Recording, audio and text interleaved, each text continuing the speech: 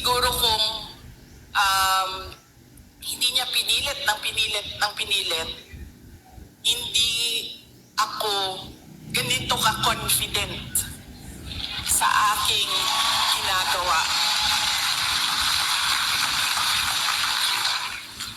So sana din sa inyong lahat, ganun din. Kaya nung nangangampanya ako nung 2022, lagi kong sinasali ang kampanya, plataforma ko ang edukasyon.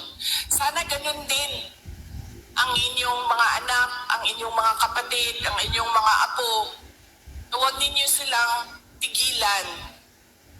Dahil minsan ako pag pumupunta sa mga barangay ninyo, sa mga municipality ninyo, meron talaga akong naririnig na sumasagot na, oh, college graduate naman pero wala namang trabaho. Pero iba din ang trabaho ng college graduate at natapos lang ng grade 6. Iba talaga yun. Iba yung oportunidad na dumadating sa mga nakapagtapos kesa natapos lang ng grade 3, grade 4. At madami yun. Madami yan sa ating bayan ngayon. Na pagdating ng high school, ay sinasabihan yung mga anak, kailangan mo na magtrabaho, tumulong sa pamilya.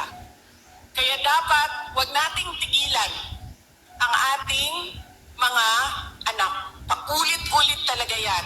Edukasyon ang susi ng pagbabago ng buhay nila.